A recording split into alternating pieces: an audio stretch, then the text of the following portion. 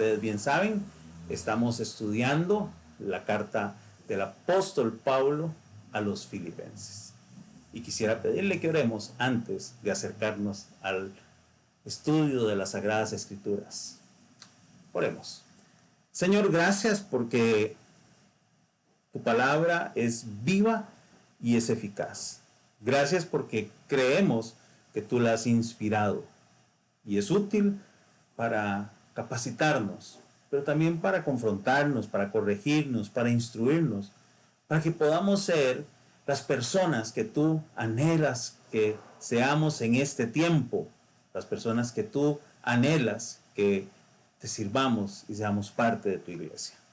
Háblanos hoy. En el nombre de Jesús te lo pedimos. Amén y amén.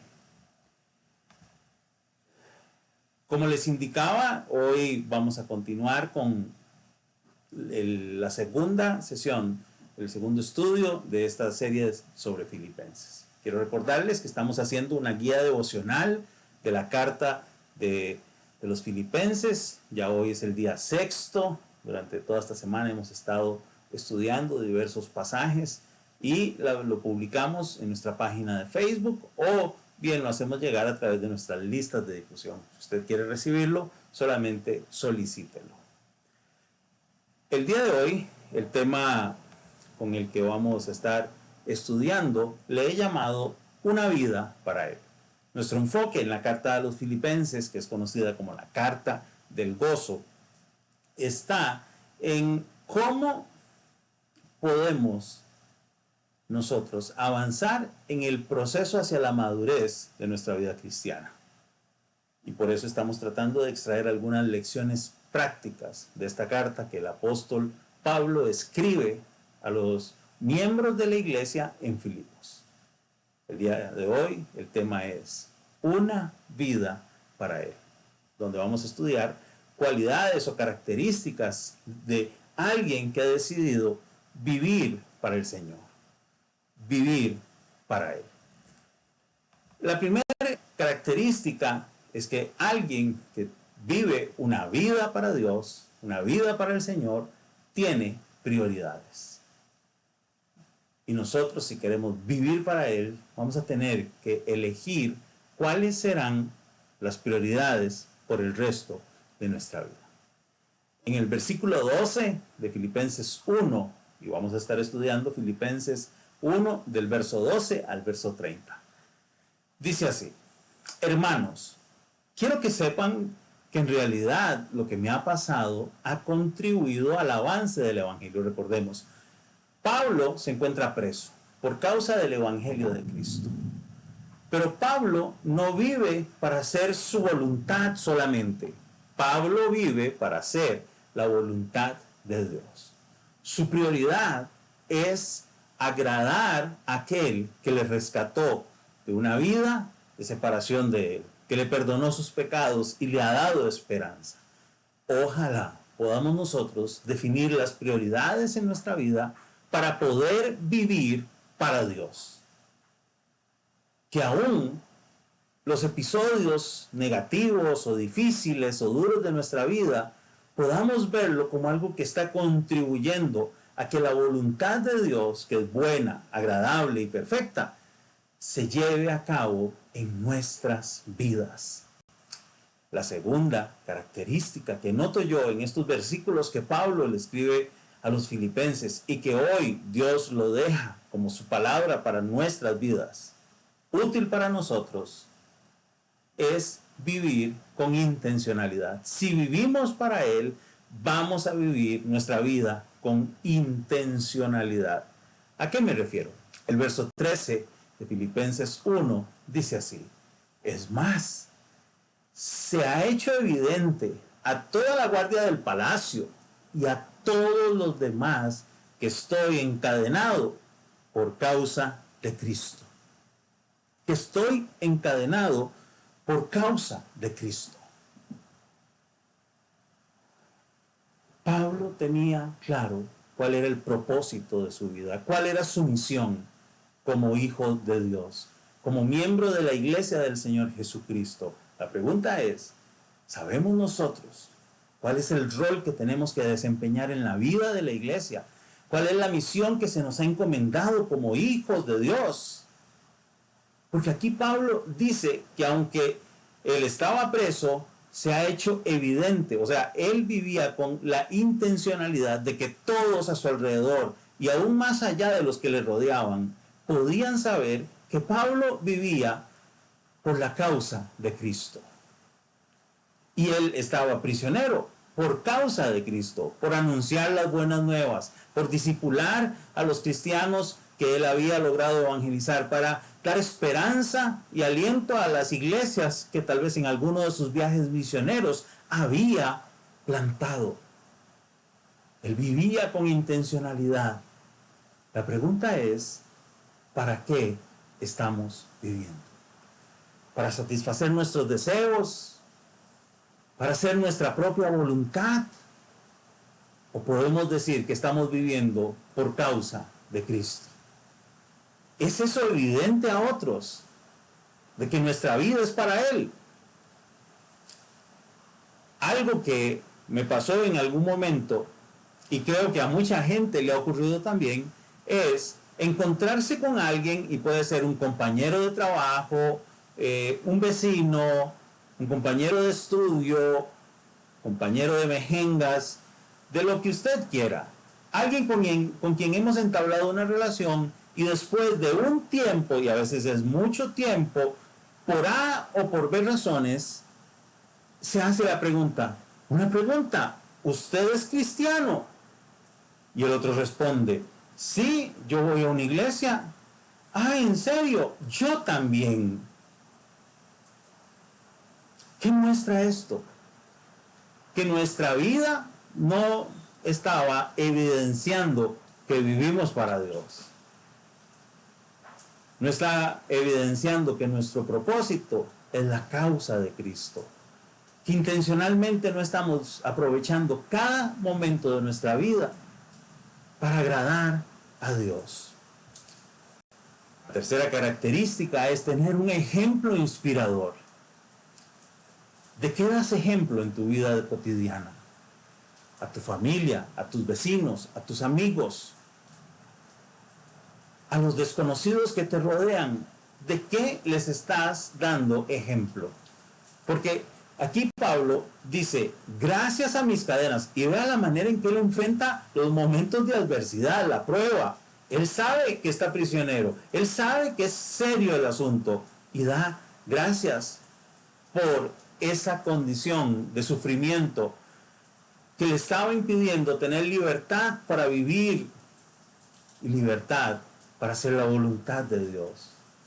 Dice, gracias a mis cadenas, ahora más que nunca, la mayoría de los hermanos confiados en el Señor se han atrevido a anunciar sin temor la palabra de Dios. O sea, que aún él estando preso, aún él estando con su libertad coartada por causa de Cristo, su vida seguía siendo un ejemplo, seguía siendo de inspiración para otros, para que otros asumieran el compromiso con toda confianza en el Señor, de atreverse a anunciar sin temor la palabra de Dios. ¿De qué manera estás inspirando a las personas que te rodean? ¿De qué manera estamos siendo nosotros hoy ejemplo para otros que nos rodean? La pregunta es, ¿estamos nosotros aprovechando cada momento con nuestra confianza puesta en Dios y sin temor para anunciar la palabra de Dios? Quizás deberíamos empezar a sintonizarnos en lo que es realmente vivir una vida para Dios. Porque a veces la vivimos sin intencionalidad, no estamos siendo ejemplo para otros y quizás nos está haciendo falta mucho aprender de Pablo y de esta carta que él dirige a los filipenses. La siguiente característica o cualidad es tener motivaciones correctas. Porque muchas veces uno puede hacer las cosas que hay que hacer, pero con motivaciones incorrectas. Por ejemplo, el versículo 15 y 16 dice así: es cierto que algunos predican a Cristo por envidia y rivalidad. Esto pareciera una contradicción, porque alguien está predicando a Cristo por envidia o por rivalidad. Lamentablemente, hoy en el seno de la iglesia se da la envidia y se da la rivalidad. Pero aquí Pablo menciona algo que es esperanzador, porque hay algunos que tienen motivaciones incorrectas, dice, pero otros lo hacen con buenas intenciones.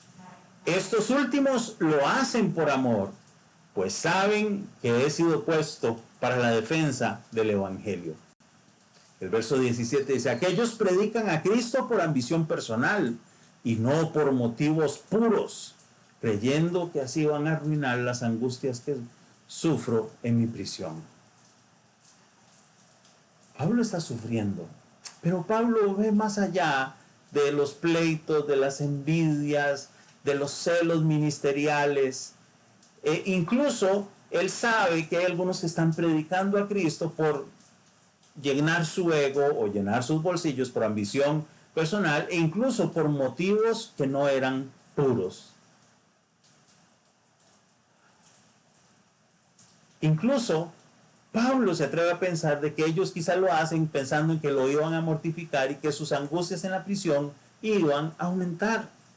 Y vea lo que dice más adelante en la primera parte del verso 18. Dice, ¿qué importa?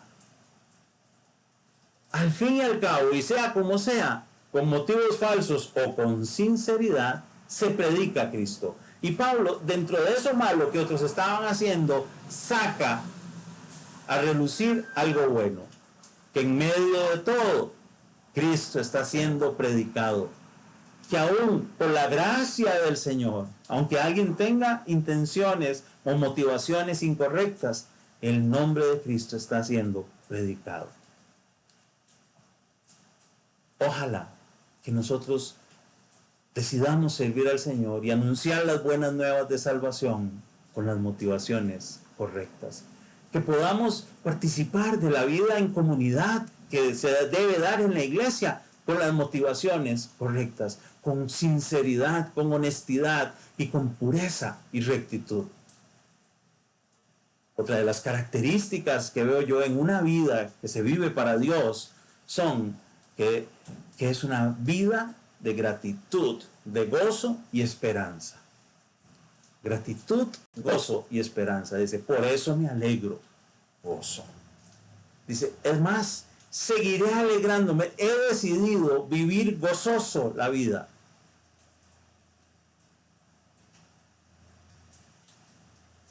A Filipenses se le llama la carta del gozo y hay uno de los versículos que es quizás de los más reconocidos. Regocijaos en el Señor, gócense, alégrense en el Señor. Se lo repito, alégrense, regocijaos en el Señor. Y aquí Pablo dice, yo me alegro, es más, me seguiré alegrando. Dice, porque sé que gracias a las oraciones de ustedes y a la ayuda que me da el Espíritu de Jesucristo, todo esto resultará en mi liberación. Pablo creía que iba a ser liberado. Y él expresa gratitud, gozo y esperanza, porque sabe que hay otros orando por él y porque sabe que Dios se está moviendo en medio de la circunstancia en que se encontraba. Qué bueno es poder contar con las oraciones de otros. Por favor, yo necesito que oren por mí. Necesitamos orar unos por los otros.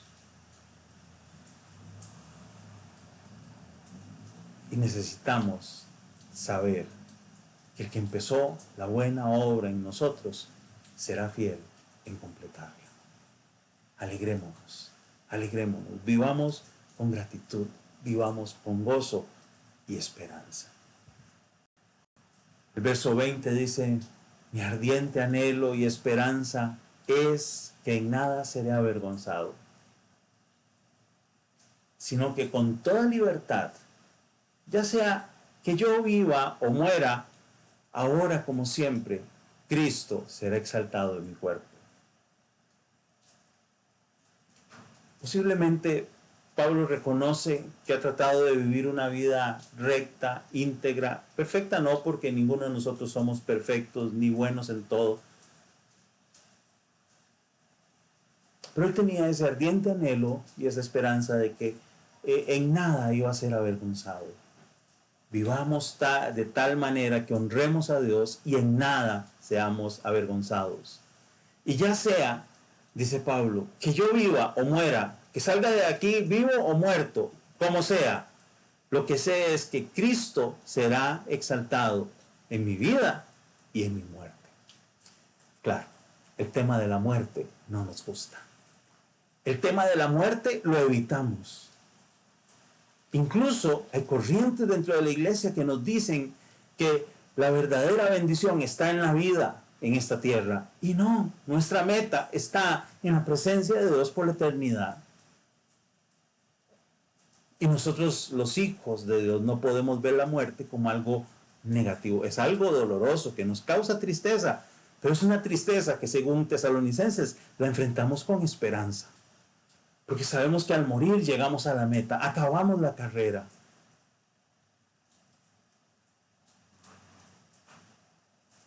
Llegamos a ese punto de la vida para el cual Cristo murió en la cruz, que es pasar la eternidad en la presencia de Él. Para ir entrando en la recta final del tema de hoy, necesitamos, si vivimos para Él, tener enfoque. Necesitamos enfocar nuestra visión y que nuestra mirada esté en el lugar donde debe estar. La palabra de Dios dice que no pongamos nuestra mirada en las cosas de la tierra, sino en las del cielo, donde está el Señor. Tenemos que enfocarnos bien. Y a veces nos cuesta poner al Señor en el primer lugar de nuestra vida, porque estamos viviendo vidas desenfocadas. El verso 21 evidencian que Pablo estaba bien enfocado. Dice, porque para mí el vivir es Cristo y el morir es ganancia. ¿Puede usted leerlo en voz alta ahí donde se encuentra? Diga, porque para mí el vivir es Cristo y el morir es ganancia. ¿Cuántos creen que nuestro vivir debe ser para Cristo? Y posiblemente muchos digan amén. Y la segunda pregunta es, ¿cuántos creen que morir para nosotros es ganancia? Tal vez no hay tanta convicción ni alegría al decir ese amén. Pero así es. Por eso es que Pablo dice, ya sea que viva o muera, Cristo será exaltado. Porque él estaba enfocado, que mientras estuviera vivo en esta tierra, tenía que vivir para Cristo. Porque ya una vez enfrentando la muerte, pasaría a la presencia de Dios y entonces el morir es ganancia. De hecho, los versos del 22 al 24 son muy interesantes. Dice, ahora bien, y Pablo está en un dilema. Dice, ahora bien, si seguir viviendo en este mundo representa para mí un trabajo fructífero, ¿qué escogeré? No lo sé. Porque él se debate, si tuviera que escoger entre vivir o morir, pero si mi vida va a seguir siendo fructífera, mi servicio a Dios va siendo fructífero, mi servicio a la iglesia va siendo fructífero, si mi ministerio de evangelización a los que aún no conocen al Señor va a seguir siendo fructífero, quisiera así seguir viviendo en esta tierra. Y entonces más adelante dice, me siento presionado por dos posibilidades. Deseo partir y estar con Cristo, que es muchísimo mejor. Ahora sí, estar en la presencia de Dios es mejor que estar rodeado de humanos, indudablemente. Enfrentar la vida en esta tierra tiene sus circunstancias de todo tipo. Estar en la presencia de Dios por la eternidad es a lo que hemos sido llamados. es nuestra esperanza, es nuestra meta. Y entonces Pablo dice, me siento presionado por esto. Deseo partir y estar con Cristo, que es muchísimo mejor. Él tiene claro que es lo mejor. Dice, pero por el bien de ustedes es preferible que yo permanezca en este mundo, porque él dice, si me quedo es para seguir desarrollando un fructífero trabajo en medio de ustedes, de la iglesia, en medio de los no creyentes, predicando donde no había sido predicado el evangelio. Versos 25 y 26 dicen, convencido de esto, sé que permaneceré y continuaré con todos ustedes para contribuir a su jubiloso avance en la fe. Ojalá Dios nos permita enfocar nuestra vida de tal manera que sepamos que morir es ganancia, pero que el vivir debe ser vivir para Cristo. Que podamos tener la certeza de que si nuestra vida la disfrutamos un día más, ese día más tiene que ser fructífero. Tenemos que dar fruto en nuestra relación con Dios, en nuestra relación con los demás, en nuestro servicio al Señor, nuestro servicio en la iglesia y nuestro servicio a los que aún no conocen del amor, del perdón y la esperanza de la que habla el Evangelio. Pablo dice, yo creo que voy a seguir entre ustedes y quiero contribuir para que ustedes avancen en la fe. ¿De qué manera está nuestra vida hoy contribuyendo para que otros avancen en la fe? Dice así, cuando yo vuelva, su satisfacción en Cristo abundará por causa mía. O sea, si me voy a relacionar con ustedes es porque quisiera que Dios me use para bendecirles, para edificarles. ¿Cómo cambia la perspectiva de nuestro rol en la vida de la iglesia? Y esto es un rol para todos, de edificarnos unos a otros, de animarnos unos a otros, de bendecirnos, de apoyarnos, de orar unos por otros, de avanzar juntos, de caminar juntos, crecer juntos y servir juntos. Ahí es donde tiene sentido la vida. Pero a veces estamos tan desenfocados, tan ocupados en nuestras cosas, tan ocupados haciendo lo que nos gusta. Disfrutar la vida que Dios nos da, pero no agradándole ni expresando gratitud con esa vida que Dios nos da. ¿Realmente es Dios nuestra prioridad? ¿O estamos nosotros mismos ocupando el lugar que le corresponde al Señor? La traducción en lenguaje actual traduce los versos 24 al 26 así. Pero yo sé que ustedes me necesitan vivo. Por eso estoy seguro de que me quedaré. ¿Y por qué quería Pablo? Sabía que si se quedaba vivo, ¿para qué era? Dice, para poder ayudarlos a tener más confianza en Dios y a vivir felices. Que nuestra vida sea un instrumento en la mano de Dios para poder ayudar a otros a confiar más en Dios y a vivir la plenitud de vida que da Cristo.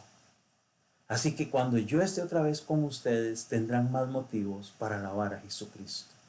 Y aquí de lo que se trata es que la gente a nuestro alrededor pueda poner su mirada en el Señor y vivir para adorarlo. Para finalizar, quiero mencionar esta característica, la coherencia.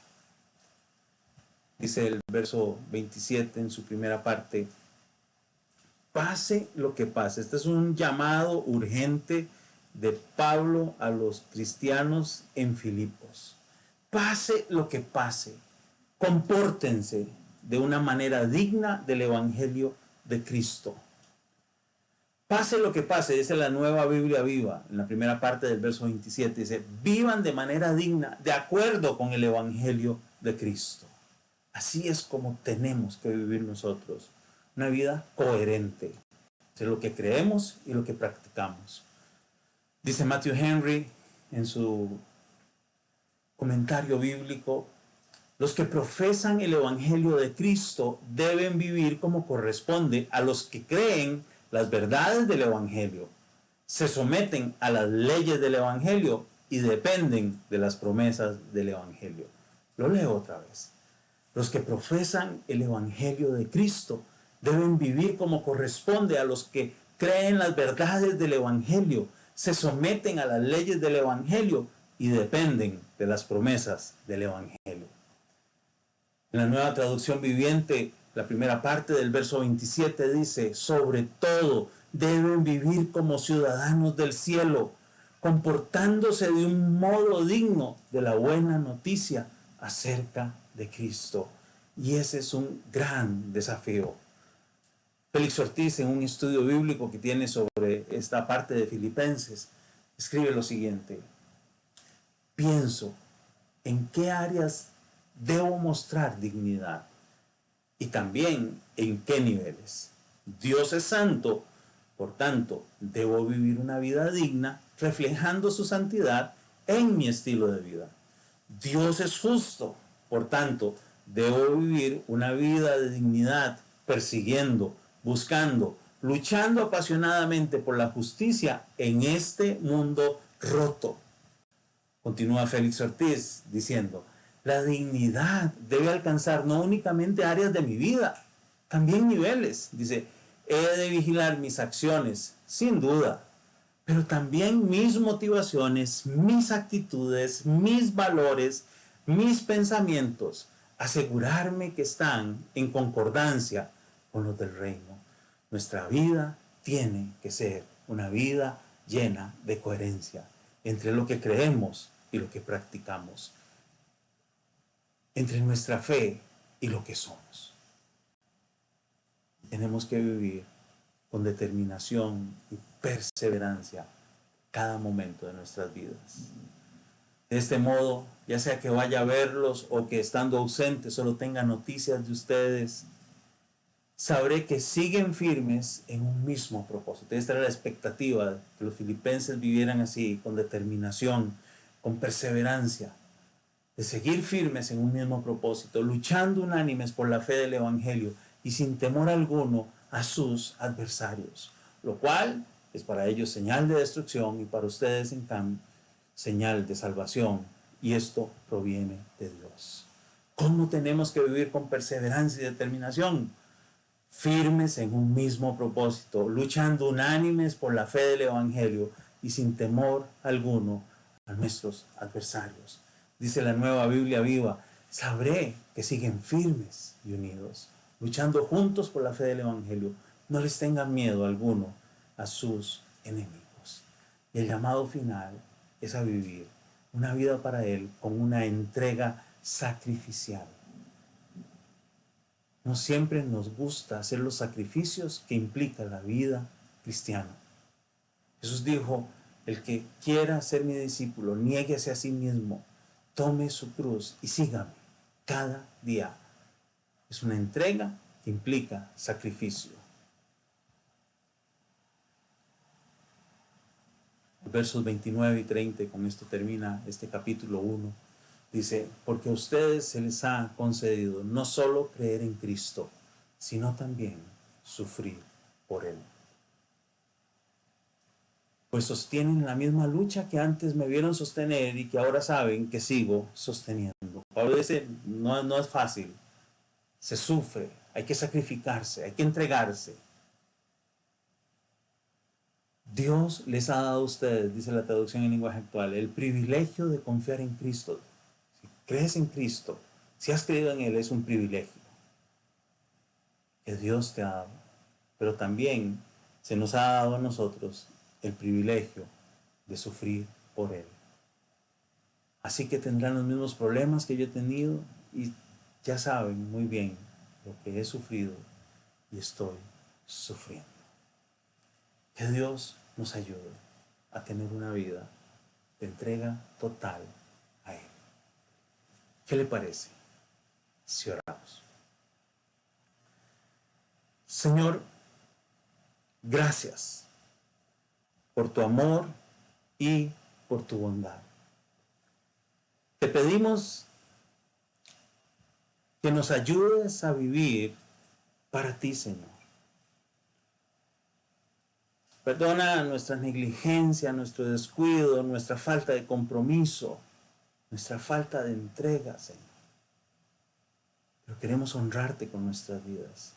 Queremos que tomes nuestra vida, la transformes y la uses. Queremos poder decir con toda libertad y autoridad, al igual que Pablo, que para nosotros el vivir eres tú y el morir es ganancia, porque significa que estaremos en tu presencia por la eternidad. Señor, ayúdanos a ser los hombres y las mujeres que tú anhelas que seamos. Transfórmanos, que tu Espíritu Santo nos guíe. Síguenos hablando a través de tu palabra. En el nombre de Jesús te lo pedimos. Amén y amén. Qué privilegio haber compartido este tiempo. Quisiera desear con todo mi corazón y pedirle a Dios que bendiga su vida, que le guarde, que le llene de paz y de gozo, que Él le dé nuevas fuerzas y le ayude a enfrentar todos los desafíos durante esta semana que va a iniciar. Que Él haga resplandecer su rostro sobre usted y te guíe. Y que podamos juntos seguir caminando, creciendo y sirviendo en unidad. Que tenga una excelente semana en el nombre de Jesucristo.